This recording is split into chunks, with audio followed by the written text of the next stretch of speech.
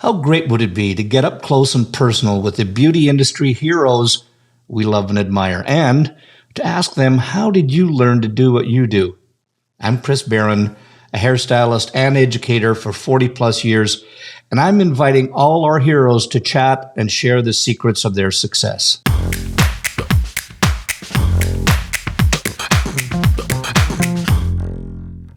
Welcome to another session with Headcases. And, it's really interesting because today's guest I have actually known and worked with her backstage for a few years now. And but it's interesting how you work backstage, but sometimes you really don't get a chance to know the person. And I'm really excited about getting to know her on this episode. But just to give you a little teasers about her accolades, etc. She is nationally recognized for her hair color transformation, particularly on textured hair, although she does all hair types. She is the founder of Forever Curls Academy and the Global Humanitarian Tour. She has 2 nominations plus a win under her belt for the American Influencer Awards. A Modern Salon named her, now catch this, in the top 100 Salon Media Influencers. She is the first female to win Behind the Chair Awards in one evening. Her skills have nabbed her a NAHA nomination for the Educator of the Year. She is a brand ambassador for Redken and Mizani. So let's get into this week's head case, Leysa Carrillo. Leysa, it seems like just yesterday, well, hold on a second. It was just yesterday. We were just at the symposium together. So it's just absolutely wonderful. And, so first of all, I just want to welcome you to Headcases and say thank you so much for giving up your time and committing to being on here. Of course. So happy to be here, Chris, with you. You know how much I love you and respect. And I'm so glad that we put this time together to connect. Well, listen, for everybody watching and listening now, after she said that, this is the end. We're going out by, I feel like I've got my, but listen, I first of all just want to say, bloody hell, that was an amazing program that you put together for the symposium. So congratulations. I just watched you woo 6,000 people while you were on stage doing your magic with textured hair, etc. And I just want to say it was an honor to watch. But more importantly, like what was that feeling like for you when you were up there and 6,000 people and you've got them in the palm of your hands? What was that like for you? Oh, thank you so much for all the love and support. It means a lot to me, to be honest. And I was just telling my client, I was like, I don't know. I got there and I started spinning. I totally forgot that part. I think that was my nerves, just to get it out. I know that's my comfort zone. Yeah. Since it's my background on dancing, I don't know what I started spinning, but I realized that I did like 3 or 4 spins before I started saying hi to everybody. And after I did that, I was in a show. I was at the set. Yeah, I was so ready. I was ready before I got there. If that makes sense. Yeah. It's kind of like, and going through the first half of the day, seeing everybody, it was really, really challenging for me because I wish if I could do the first one so I get it out of the way, right? Yeah. So it's just so much anticipation of me and so much, anxious feelings at the same time. But it was amazing. I would never forget the feelings that I had in that moment. Sorry, go ahead. No, exactly. Like I would not forget the feelings that I had just looking at the audience. And I was listening to you when you were saying about the spinning, and maybe there's something that I do every time I do a recording. Everybody laughs in our group, but I had a voice coach that was helping me, and every time before I start a recording, we're on tape. But I always go la-ti-da, what puts my mind at ease and they laugh at me, but whatever, but it's a thing that I do to get my mindset right. Maybe, because you said I do like 2 or 3 spins and then I'm present and I'm ready to go. Maybe that's your call. Maybe that's your dance move before you get on stage and that's how you connect. That's what I felt. I felt after that I was so ready. I was okay. I see everybody. I was just like, hello. Yeah. And what's interesting too is that for all the people listening listening and watching right now is that if you're not nervous before you're on stage, I think that's more dangerous than if you are. How do you? So, does that help you? Do you snap out of it right away? What happens to you when that nerves hits and you recognize it? Do you jump out of it right away? What is it? I think it takes a couple of minutes. I think at the first 1-2 minutes, and then it's gone. And the Yeah. same used to be when I was a performer, right? So when I was in a big show setting or a new setting, like I remember one time I danced for the Grammys, and I remember I got hooked to go up, and for some reason everything was really dark at that moment. But when we were rehearsing, it wasn't supposed to be dark, right? And that always gave me a little bit of like, okay, no matter what it happens, I know that it takes 2 minutes for me to like, and that's it. So the lights went on, I would say like 20 to 30 seconds after we were already there. And that also just help with the nerves, I know that it's always going to be 1 to 2 minutes that is something is going to happen. Like I expect anything, right? So I can maybe like stumble on my words. Like I know that something might happen, but at the same time, I have to stay in my presence. Another thing that I do a wall sit. Like I get close to the wall and I kind of sit, and I get my legs tired. I did that. I do always that. So I don't know. I feel like when I get on stage, I'm more grounded when my legs are heavy. So it's you do that. Is that to get rid of to like so you do like a squat against the wall, like when skiers are getting ready to go down the hill? That's what you do? I do that. I notice that, like, at least if I can have some part of my body heavy, it helps me because I know that I tend to speak fast.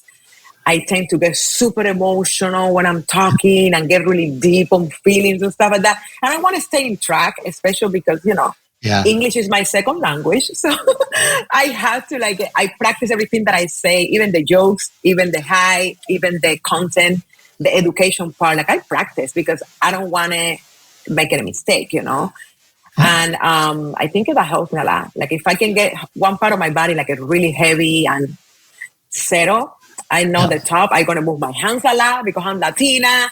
I'm gonna open my eyes. I'm gonna do a lot of expressions. Like I know how I get, right? So at least I can control half of the body.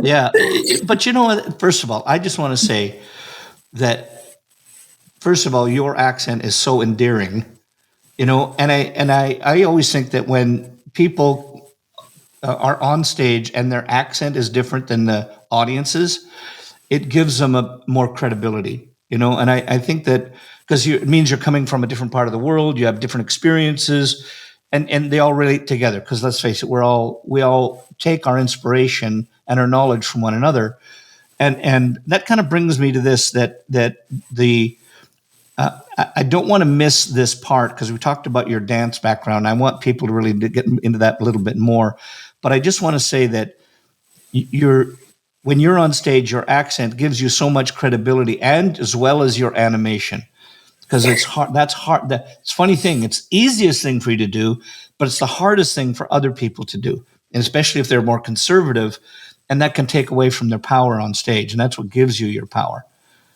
And thank you. Yeah, I want to talk about a little bit more about your hair story a bit and how you got into it.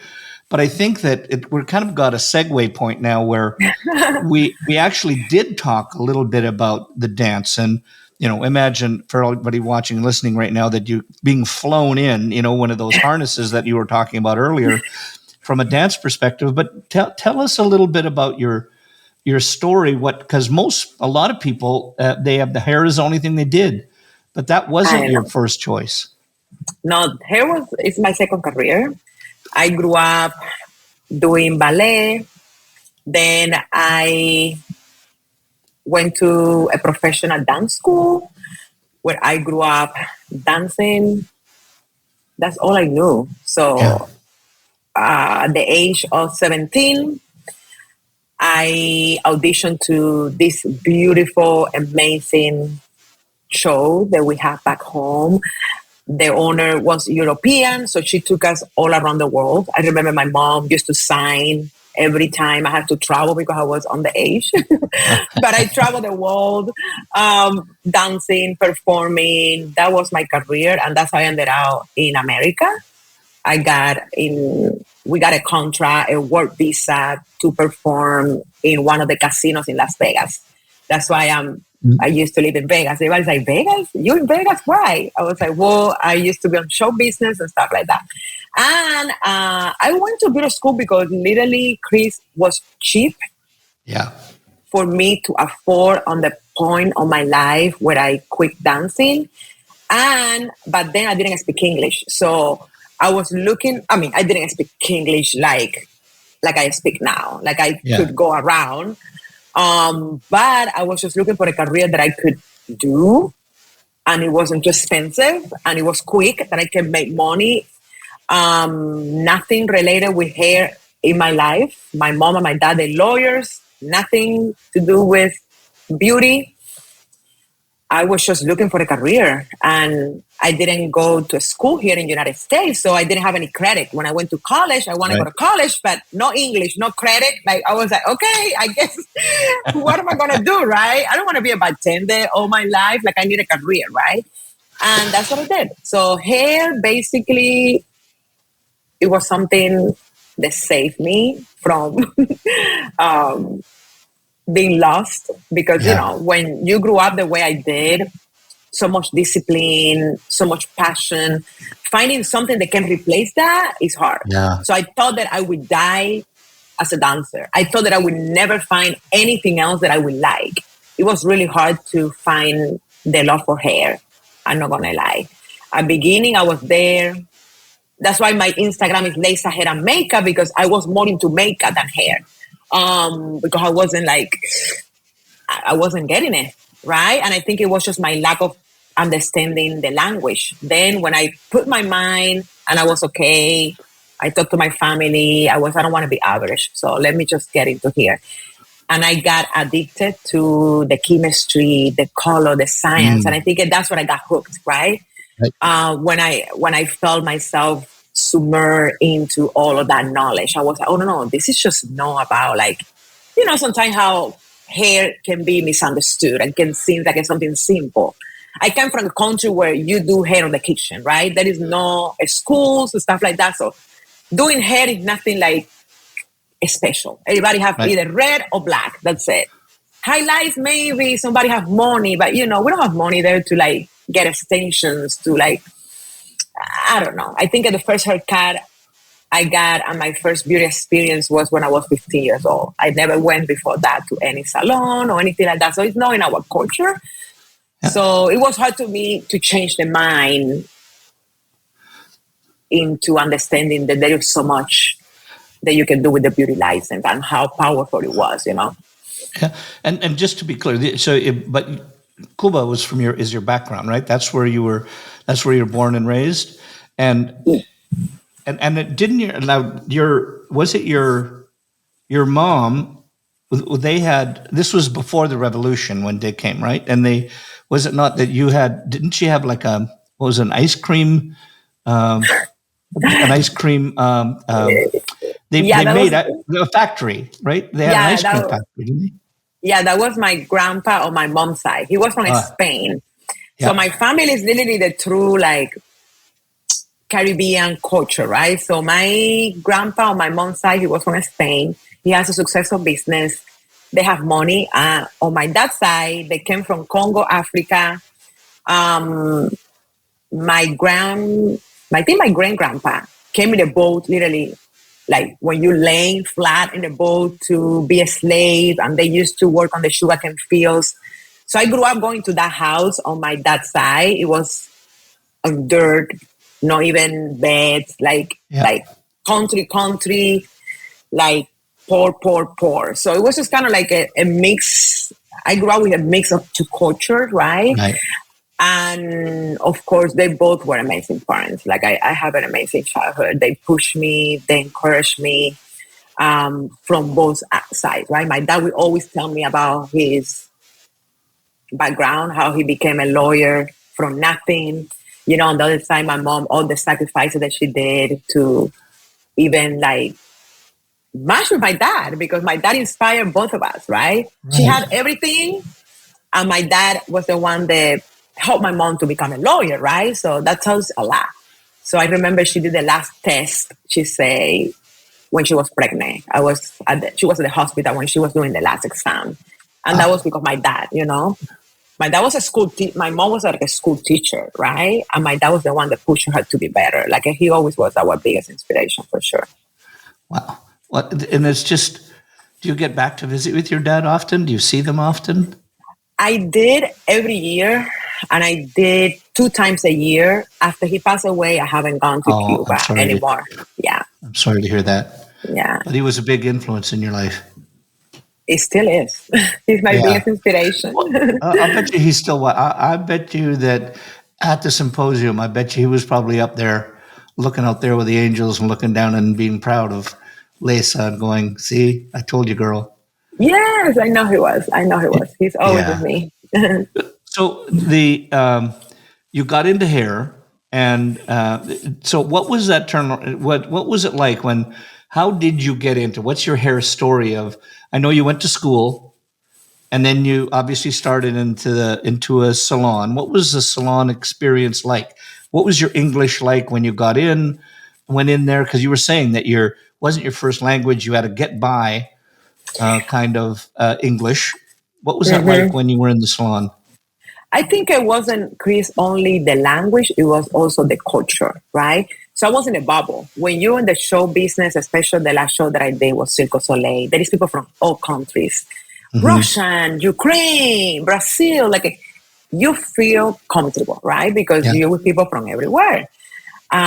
Different languages, they all speak in different languages. It's kind of like you're in your comfort zone. So the Hmm. Spanish speaking, they hang out together. They, like that. Little groups. And getting to the salon was really, really hard culture wise. I thought that I could smile and get by, but it was like, ooh, this is harder than what I thought. I choose a really, really high end salon, going back to my dad. Like he was like, hey, just go for the best. I was like, Dad, I think I'm going to a salon, there were some Latino salon. And I think it's good. Like, oh, there is this one that is the best salon in town that I can go and reach out. He said, you should go to the best, because that's the only way. If you go to a Latino salon, you're going to feel comfortable, and you're going to be comfortable, and you're going to stay comfortable. And I was like, you're right. So I went there and I talked to the owner. I remember that I have a whole curriculum. I remember back then wasn't no social media. You have to print, I have pictures, I have a whole folder. And there was a lot of makeup, but no hair. Yep. But then I used to do a lot of bridal makeup and stuff like that. And she was like, oh, yeah, oh, thank you. But you know what? I don't have anything at the moment, not to assist, not to work. And then she's like, oh, boy, I need somebody to clean the salon. Like, I need somebody to, like, do the towels and coffee, bathrooms, the cleaning. She had a cleaning Yeah. company that we do deep cleaning, but I had to, like, every day to clean, maintain, and all of that. And that's what I did. So I started cleaning the salon, doing the dishes, the washers, everything. But I would go, like, with makeup, hair, dress up like I was a professional hairdresser. And I thought that I will go by and somebody will recognize somehow that I have a talent, that I'm still a beauty professional, even though I was cleaning. And I remember on the weekends, I would start getting allowed to do makeup on some of the clients, because they were going to an event, they were going to the nightclub. And I would Chris, I would put a lot of makeup. I would put lashes, everything. 10 a.m., I was full of makeup. And all the clients, when I would go with the coffee, they're like, oh my God, love your makeup. Oh my God, you're so pretty, or whatever, right? So I started introducing myself to that. But when I really got to assist, and then forward, I got to be in my own chair. I used to be commissioned, sharing a space with somebody else. that's when the whole new American culture hit me, right? It was just like, whoa, I cannot even relate with these people. Like, I didn't even know what Kardashians. I didn't know Christian Louboutin. Like, I didn't even know any brand, anything. Like, the first facial and manicure and pedicure, I think, like I say, it was like, I was old, because as a dancer, you have to cut your nails really short. Like, Right. I used to do a lot of contemporary dance. I never did my toes, anything like that, because you would do it today, and as soon as you do the first dance, I did point shoes for so long. Like, we don't do that. So literally, it was like, I was okay. I couldn't relate in so many levels, right? I know that I was in the beauty industry, but I think the only connection that I had was with makeup. Got it. And so, like, if you had, what did you do to get? Because obviously, there's people that can everywhere in the world. It doesn't matter if you're in the hair business or not. They can feel the way I'm taking it. You didn't feel like you fit in that culture right away? Was that what it was? Not at all. It's what just did even you do? What did you do though? To fit in? How did you make the change? I didn't return any client because I was judgmental, right? I was really judgmental, and I was judging every conversation, and I was like, oh, look at this girl. She's complaining about her babysitter or not being on time, whatever. And there is people that didn't have breakfast today in my country. Like, I was always bringing back home this, and you have to separate. Yeah. And I had to do a deep work with myself to, like, separate things, to be able to accept people how they were, to tap into my past, but as an inspiration, not live on my past, right? Yeah.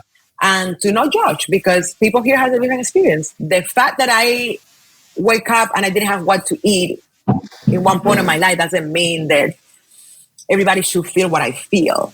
Right. You know what I'm saying? So it was just like a little bit of that.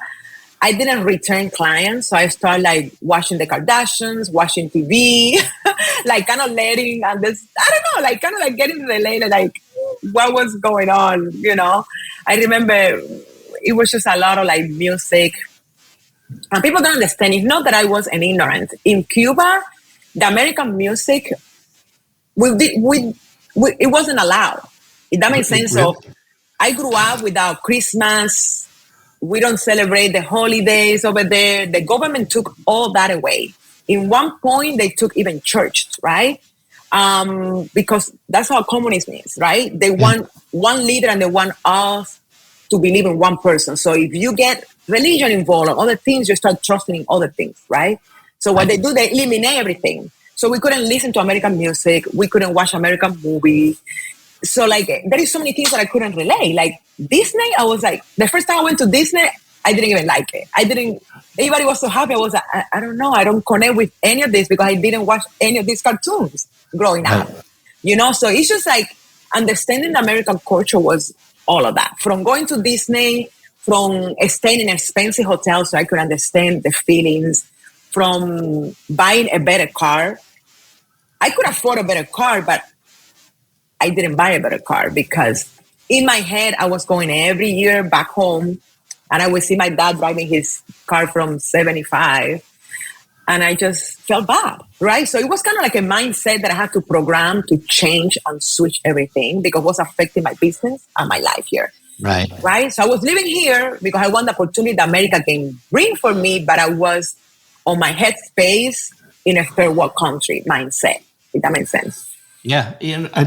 First of all, I just want to say, I'm hoping that people are really listening to what you were saying, because you're not the only one in this wonderful country that we have here that came from outside to make something from themselves. But if the people, I think sometimes what happens, we live in a first world country where your first world problem is that your babysitter didn't come on time, or that your phone isn't working, or you stubbed your toe on the brand new fireplace you just put in your house. They're different. I mean, we can still curse and swear at them, but they're not the problems that everybody else has. And to understand that when people are new, to welcome them in and understand that that's not a part of it as well. And I I just loved how you said that your mindset, you discovered that, well, that as even as, coming from here, I go, well, that's a really stupid thing to complain about, but we do, because we don't have those other problems when you don't, you don't know what to have to eat today. So it's not about having a babysitter at all. And I think that if people just took a little shift in their mindset and appreciated what they have, however much or however little it was, I think that there's something inside there, and to treat other people. I mean, that's one thing I notice about you, Leysa. When I watch you at the shows, and we've really only really known each other, I think, for about a couple of years now, and it's been mostly backstage.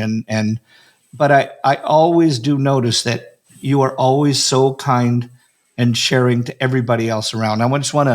We were backstage, and Terry Heath was your assistant. And I was watching her eyes when you were giving her tips on just how you dried textured hair, etc. And so I'd like you just to speak to that for a second. Is that something that you had to force yourself to do, to be kind and gratitude for everybody around you? Was that something that you had to learn to do when you came here? What's that like for you? I mean, first of all, I'm extremely grateful for the opportunities, for America, for the freedom. There's so many things that I have to be grateful for this country. I was talking the other day, because now this year is going to be half of my life I was in Cuba, half of my life here. Wow. And I'm like, I don't belong, right, in Cuba anymore. That's what I feel like. That's how much I immerse myself here. But I think I came from nothing, Chris, and I did the dirty job for a long time. Mm-hmm. Like, I used to have 3-4 jobs. I used to even host in a restaurant just to have an insurance. Like, I did everything that you can possibly imagine. And I have so much respect for anybody that is in my space. Yeah. Doesn't matter for what reason. It can be helping, it can be talking, it can be serving, it can be a client. I have so much respect because I feel like people's time and spaces is value. You can be with your kids right now, but you're choosing here to be with me, to help me in that moment, for whatever reason, is so valuable to me. It's so humbling, right? Because I was on the other side for so long. Mm-hmm. So for me, it's really humbling, having also surround myself even with a team. I now have a team, and I'm always, sometimes they look at me, they stop, because I say thank you a million times. And I text them again. And Terry, I did the same thing in person. Then I text them, how you doing? I'll text you again. And I want to say one more time how grateful I am. Yeah. Right? I think gratitude is something that keep me grounded. I would never feel that I'm above anybody, because I'm not. At the end of the day, we're all the same, right? And I want to keep it like that. Yeah. It's interesting because it made me think I remember walking around in the streets of New York City and seeing the homeless people there. And we don't know their history. And for whatever reason they got out, but I always think that, there but the grace of God go you and I, and I remember one of our good friends, Chris Moody, said, it's just, we're one bad mistake away from some of that sometimes. And so I think that's why when you came from, you had 3 jobs at the same time, and then now you are where you're at, earning the living you have, making the difference, transforming people's lives.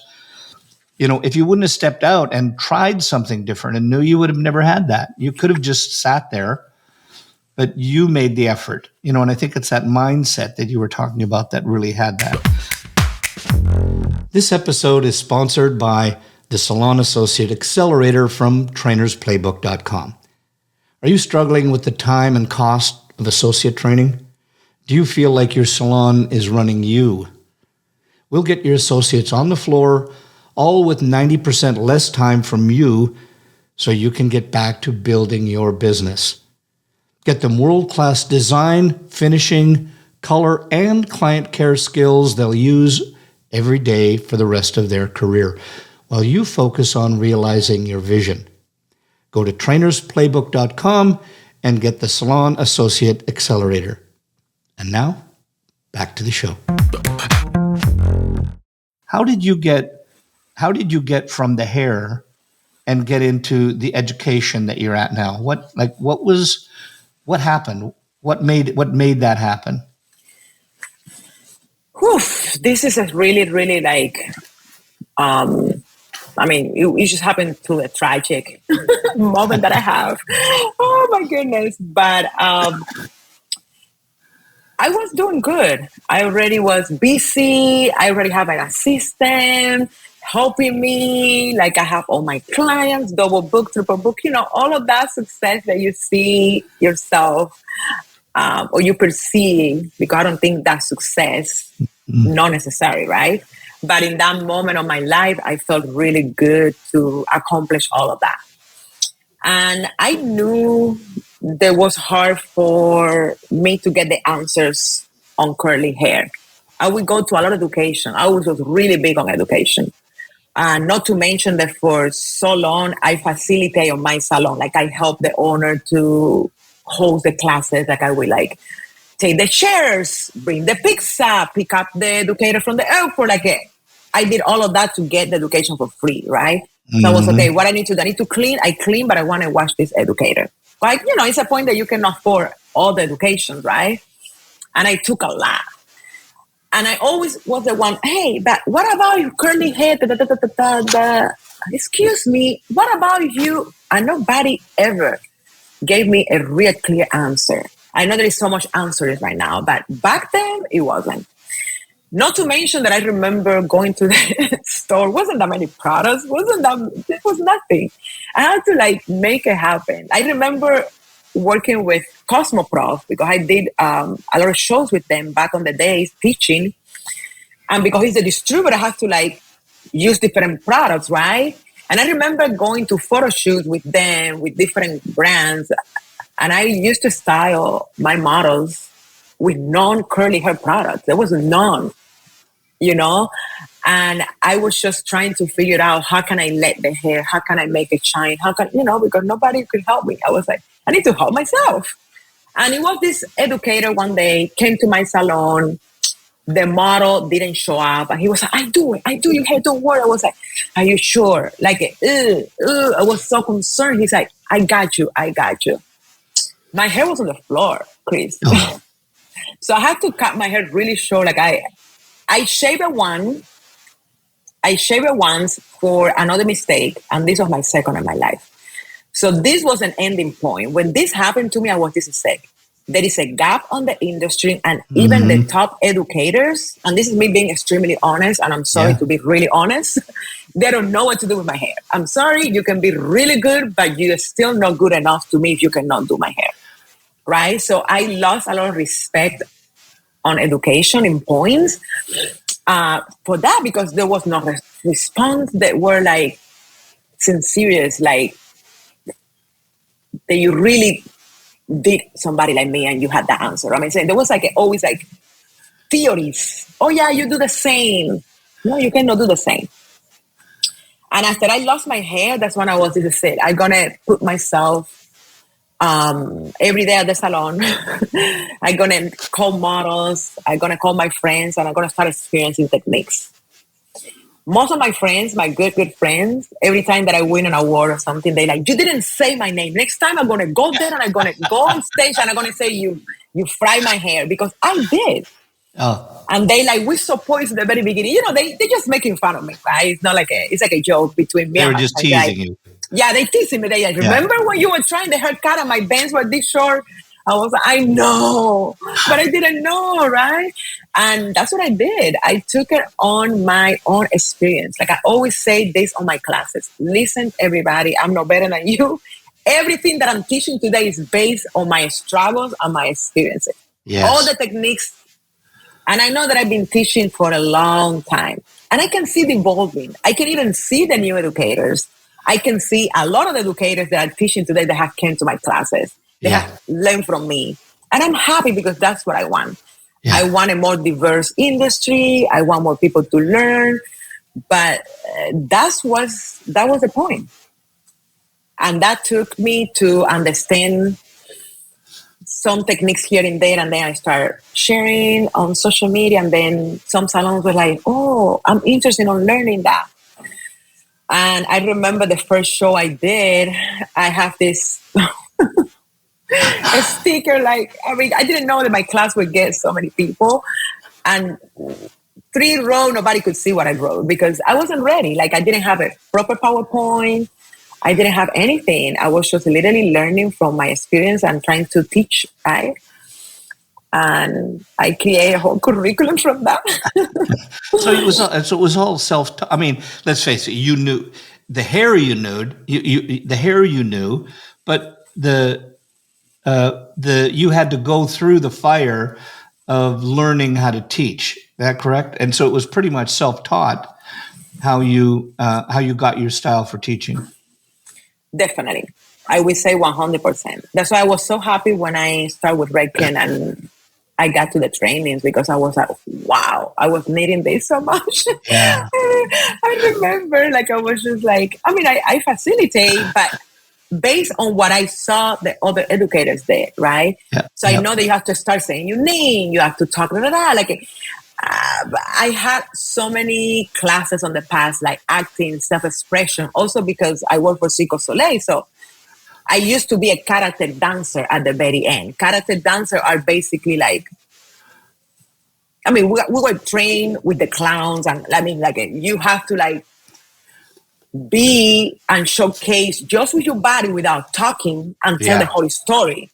Yeah. So I know that I can translate with my body anything, but with my mouth, with my poor English, I have to practice that.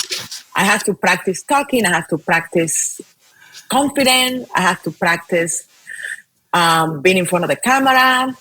I did all of that for hours. I have to put myself to the side and understand the mission behind my education wasn't about me. So at one point, I have to remind myself constantly because I will finish a class and I would regret so many things that I said. Yeah. That I would, right? Oh, I said this wrong. Oh, I said that wrong. Oh, I shouldn't. And then I was like, isn't about me. Yeah. What my message is to share what I know. So I have to stop. So I have to like constantly remind myself. Do you think that, like, what? First of all, I've got a point here, but what? Because I know you love dance. That was your life. But what took you out of it? What took you away from dance and then got you into hair? What was the turning point in your dance career? Injuries.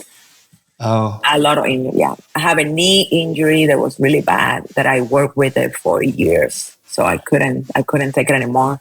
And the shows were like, it's just getting, it's just a lot of hustle, right? When you're on that dance world, it's a lot of hustle. Yeah, you have to go to the audition, and there is like thousands of people, and you get to. I remember I did Lion King, and it was 3 days of audition. Like, you have to repeat constantly the same thing over and over and over, and then you sing, and then you jump, and then no, now you run this.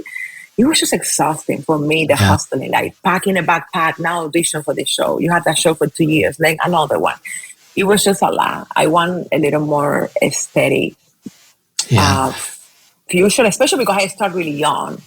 And like I say, I felt like I achieved a really good, that I retired and I didn't get to do anything. Like I was like, okay, I got to work for Cirque du Soleil. What else, right? I mean, I was like, this is it. Like, I work with one of the best companies in the world. It's like, okay, good. That's how I feel with Redken now. Like, okay, you know what I mean? Like, I'm with the best now. It's like, it's just like that feeling that it's okay if I retire because I did so good and I performed and I traveled the world. I was a successful dancer in some points. I was okay, it's time. It was hard, Chris. Let me tell you, I was in beauty school and I was still dancing. You know that I quit 100%. I was doing hair at the salon and I was still dancing. It was just like I didn't let go that easy. I don't. Yeah, I think it sounds to me like when people retire or have to move from one thing to the other, there's Yeah. always that certain amount of regret that's going on. But do you think? I always have this philosophy that your the world gives you what you need, the universe gives you what you need, when sometimes you don't even know that you need it. Do you Agree? think that it might be just stupid thoughts, but do you think that maybe the universe saw your potential that you were going to do in whatever you did and knew that, because we all know as for dancing, etc., you might have a short career like an athlete from injuries. Do you think that the universe maybe gave you that injury so you really could find your true greatness? Now you're saying that, and I have never thought about it, but who knows? I think everything is on your destiny, right? And everything is right in there. But I never thought about it because everything has been so hard for me. Always, Mm, I have to work so hard. So sometimes I'm like, really, there is something that have been given by the. I'm like, no, I wasn't. I was supposed to be just an average hairdresser. I yeah, promise. If I was following my instincts, I was just going to a salon and just like, and there's nothing wrong with that. I'm not like bashing anybody on any point of their career. It was just like, I know how I am, I know how ambitious I am when it comes with like achieving, when it comes with like leaving a legacy, when it comes with like waking up every day with like that drive, right? And I yeah, think it's just also my background. Like everything is just, I think it's so common on the Latin community, right? Everything is hard. Even like I can see it now that I live in Florida. I have more Latin clients. I can tell the conversations between my Latin clients with me and the ones that are from other countries. Like I can relate. I can see the conversations are more dramatic. They always mm, related with things that they have to overcome, problems they have to resolve. I think it's just in our genes, right? Like we have to like overcome something, like fight. Like, yeah, I don't know. I just don't know how to explain it, but it's in us. So yeah, I knew the hair was about to be the same thing that happens to me when I was a dancer, right? Like I remember growing up, it's like we only have one school in the whole country, one national school. A school. So imagine for a whole country to get to that school, how hard it is. right. So like I never had as a kid vacations, like a summertime vacation. I always was like training just to be better, to make it to the school in whatever point of my life. When everybody was on the pool, when everybody was on the beach, I was training the whole summer. Maybe I have like 1-2 weeks vacation, or taking extra classes. I always have to like put extra. So I feel like it was just meant to be. I can say like that. It was meant Yeah. to be. Do you think that does that still follow through that need to get extra and to perform better, be better? Does that still manifest itself for you? Is that Every still in day. your gene pool? Every day. Yeah, Now I have different goals. Now now I'm taking the world. Like yeah, this year, I feel so powerful just teaching internationally. I'm like, I'm full of like so much energy, and I can wait to keep going and growing it bigger. Like it just now I have a team. Like it was just like it's just never ending. I just yeah. feel like I will stop when I die. Wow. I'm always looking for more and looking for better Yeah. and helping others. And I'm too passionate about people, and how can I improve their life? I'm too passionate about that. Does that ever, because I'm sensing some similarities between you and I. So that's where this question is coming from. Does that ever turn around and because you're so concerned about everybody else, does that end up affecting you and your health or your mindset or whatever? Does that affect you in a different way? Does it take away from you? All the time, Yeah. all the time. And this is something that I teach in my classes, even to like when I was talking about clients, right? Sometimes I even know the questions and the conversation because I don't want the oversharing, because I was finding myself going home and thinking about if somebody was sick on the family, if the husband cheat on them, whatever the scenario, I was just taking it home with me. Because, some people receive things more, like I'm always bringing things in. So now I'm having more like plain basic conversations, and I'm trying to keep them like I have a wall, and I'm trying to stay on one side of the wall always. Yeah, good. But that's something that I have worked really hard, because I'm just a giver and putting myself always last.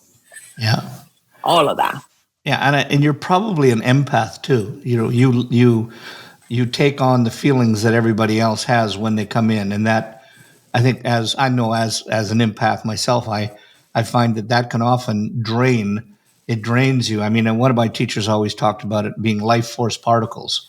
When you feel that sometimes in the movies you see when, the special effects make them turn to dots and they float away, but it's like sort of like when people they you have to give so much that's like sucking those life force particles out of you, and then I think you've got to do something to regain those. I mean, like even after the symposium, Rita and I went to, we just took 5 days off and we went to visit some friends, and our good friends, Brian and Sandra Smith, down in Georgia.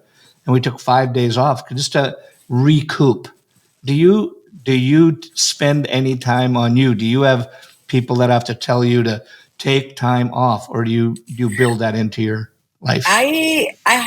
Now that I'm busier, I have a team that I can trust. I have a virtual assistant. She's in North Carolina. Bless Emily. She's amazing.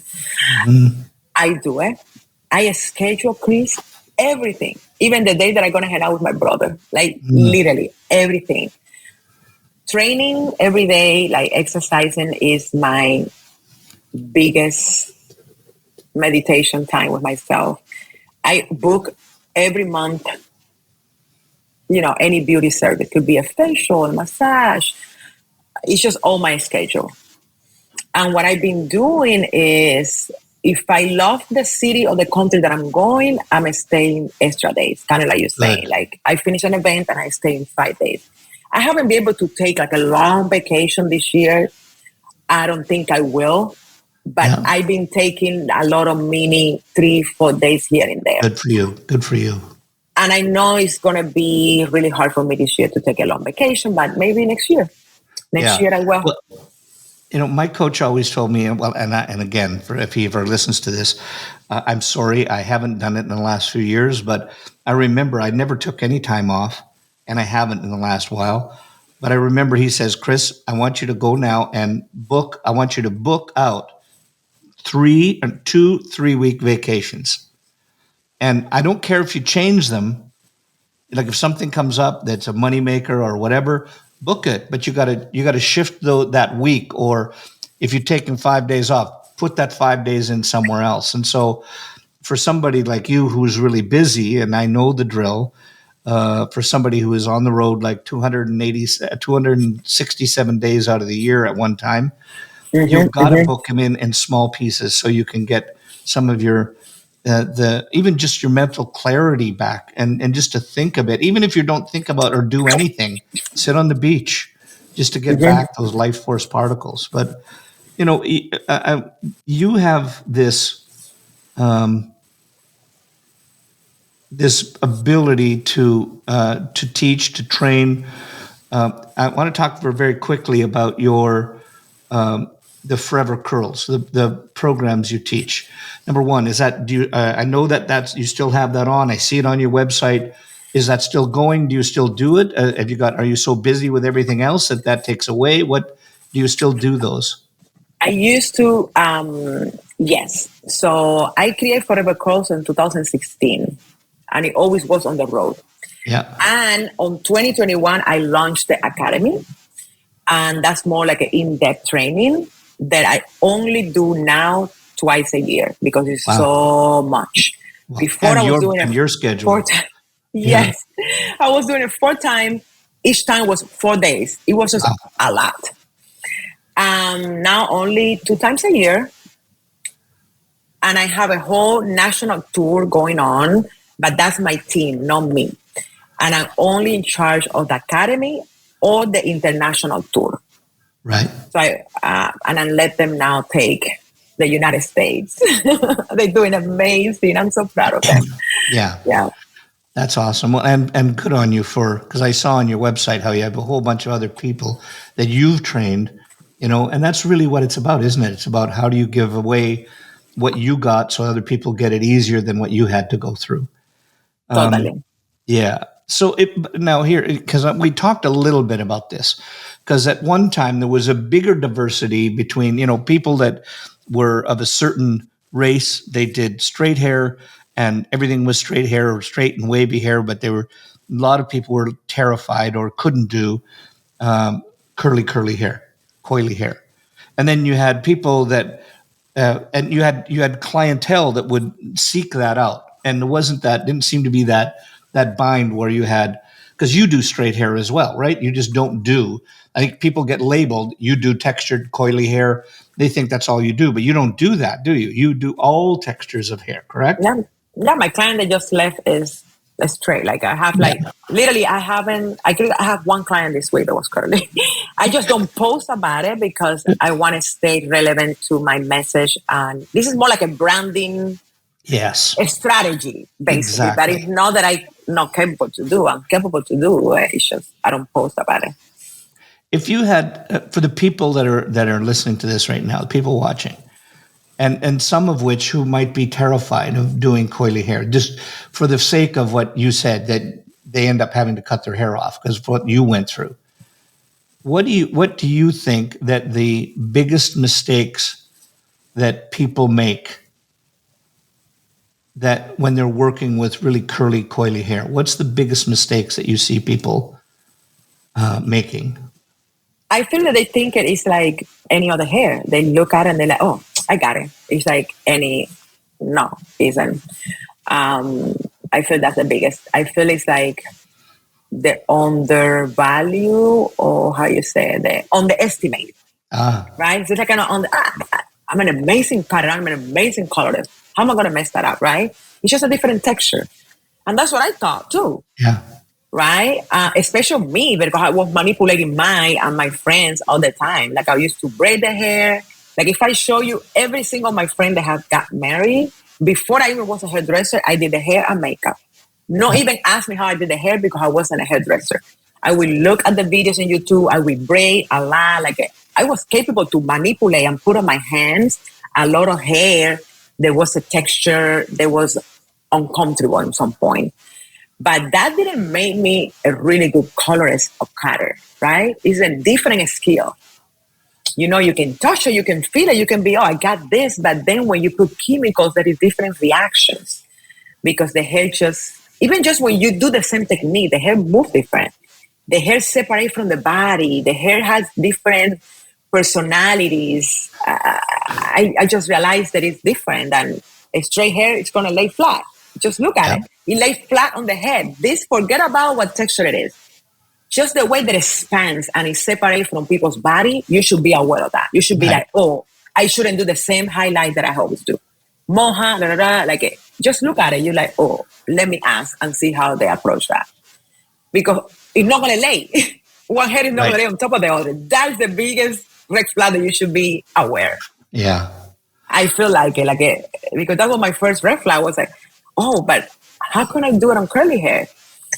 And I remember the balayage days. Like we gone from the balayage when the balayage was like a boom. Yeah. Right? 2000, let's say 6. I was in beauty school and I was like, oh my God, I took so many classes. If I tell you how horrible I was looking at my hair, Chris, it was horrible. As soon as the hair moved, it was just a mess. I had to always straighten my hair to do it. And then when I will let it curly, it would disappear. All that blend that you see on balayage was gone. I look like I have one color. That was the first realization. Back 2016, 14, when I would start doing on my hair, the blonding, right? I was like, it disappears. That's why in class I was like, excuse me? No. That same thing when I do it on mine disappears. Like, show me. They're like, oh, no. Yeah. No. I was like, okay. there's a point that you don't want to keep asking because you don't want to be that student, right? But I knew there was that different. And I think that's what people have to realize. Look at it. Just the way you move, respect that, because just the movement, it tells you a lot. So that's good stuff, because I think that I heard you say one time, I remember whether it was a class or wherever, at shows that we're at together, I thought I heard you say one time that sometimes with coily hair, you think about coloring almost in the reverse of the way that you do on straight hair. Did I get that correct? Yep. Yeah. Tell us a bit about that. And I tend to formulate warmer. I tend to formulate, depending the texture and the haircut, brighter sometimes. Sometimes, depending the size of the curl, just something simple like weaving, right? Like doing your weaving or your highlights. I change the way I do it depends the size of the curls, because if you weave or you zigzag too big and the curls are too small, it's going to look really stripy. Yeah. But if you have somebody with big curls, you can do it big and weave and make like those bigger sections. So I have learned through my experience, like I always say this, I'm not saying that this is the way I'm talking about. This is my experience, the way I visualize when I see it. It's just different. Yeah. And I feel like you have to formulate different because it's not going to reflect light the same. Like it hides, it gets like I say, it's just the way the concentration, the density, in some cases, it's just, the translation is different. Even my base color, when I was teaching my assistants, like I formulate a shade lighter all the time when you're working with texture hair, just to like, for example, you have somebody that has gray hair and they have salon paper or whatever situation could be. If you normally formulate on your straight clients 6N, you have to do 7. It's kind of like that because it looks darker. It's just the density, the way it just sets on the head. And we would do it.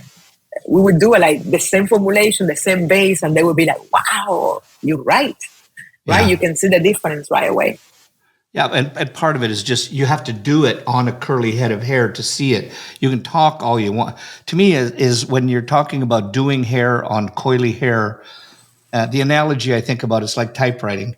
On a typewriter or on a keyboard. I guess I'm showing my age here. A typewriter, a keyboard. You can talk about using 5 fingers on a keyboard and how to do it all you want, but until you actually do it, that's when the true learning happens in it. I always tell people, like, even in my classes, they want to get a number, but tell me what product, but tell me how. Yeah. No.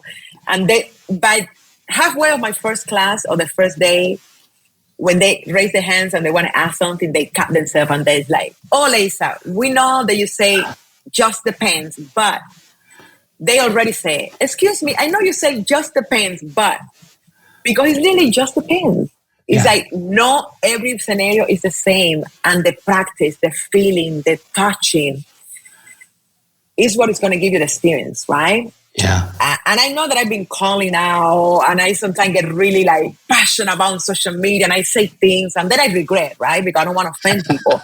But it's really how I feel. I'm like, if you haven't practiced enough, if you haven't used liner on somebody like me, like be careful how you call yourself on social media a blonde specialist, or because then you're screwing people like me.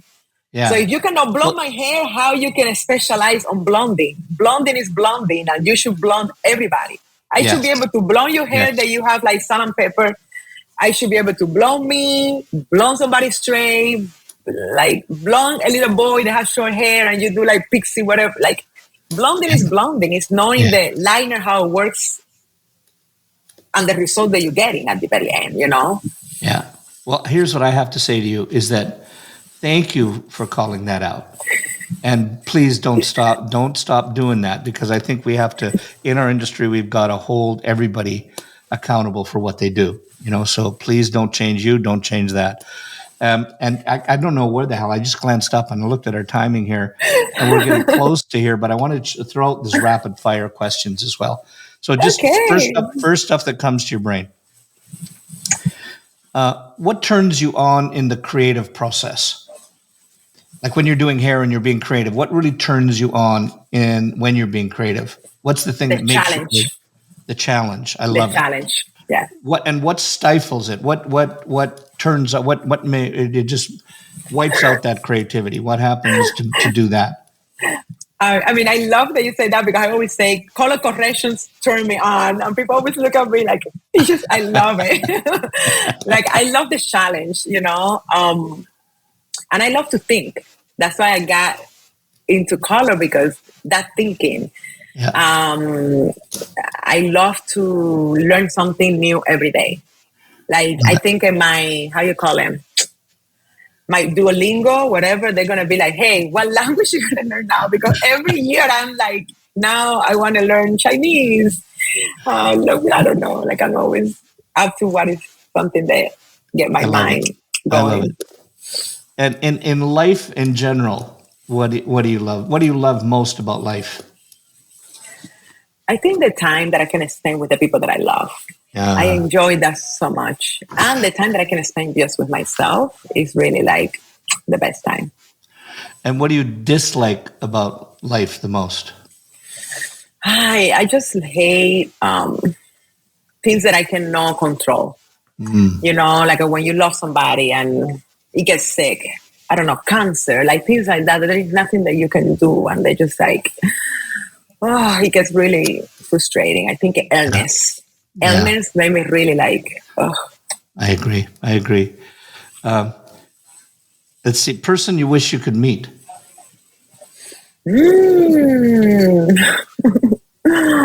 Oh my God, that's a hard one. I don't know.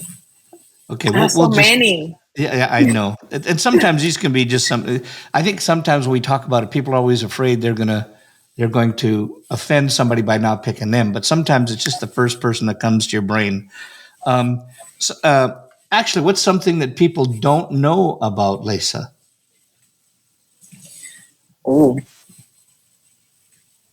I don't know. What's something that people don't know about me? Oh my gosh, this is gonna be funny. I'll give you a little hint. Like for mine, I can turn my feet around backwards. I can so that they face the other way when I'm standing forward. But is there something? Really? What's something that people don't know about you? Could be private. I mean, it could be something physical. Could be you play guitar. It could be whatever. I don't know. I love exotic animals. Like I love monkeys, snakes, like things that maybe people wouldn't have as a pet. I will love exotic. that. Love it. Yeah. If you had a month off, where would you go and what would you do? Couldn't be hair, but what would you do just for time off? I would go to Europe, either Spain or Italy, and I would just become a pastry chef, a baker. Ooh. I don't know. I've been kind of like into cooking and kitchen lately. I don't know. I think because it's challenging. Like I'm not a good cook, so it's been challenging for me. Yeah, I love to cook. That's one day. Okay, one day we'll be there. We'll be in Italy. We'll take cooking classes together. I love that. Please. Yeah, something that terrifies. What is something that terrifies you? It's I would say like to settle, to do the same thing, to be bored. Yeah. Like I like changes. I like growing. I like pain. I like the good. I like the bad. I like relationships ending, beginnings. Like I would be terrified if I'm like locked into something that I cannot change. Yeah. I would say something like that. I cannot change. No, it's to me. I think that's what a lot of people in our industry. When you rise up, you love the change. It's not and being stagnant, terrifies us. Favorite curse word.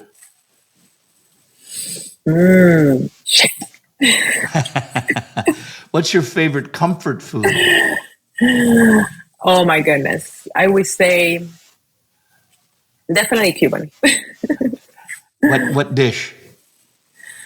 There is a dessert that I love. That some people always make it for the holidays. Yeah. What's the Spanish name? What's the The Spanish name? Spanish name is buñuelos. Buñuelos? Yeah, buñuelos. And there is fruit that are really exotic. They only are on the islands that I miss a lot. Like I wish if I can eat more of those. Yeah. If you had one thing you could do over in life, what would that be?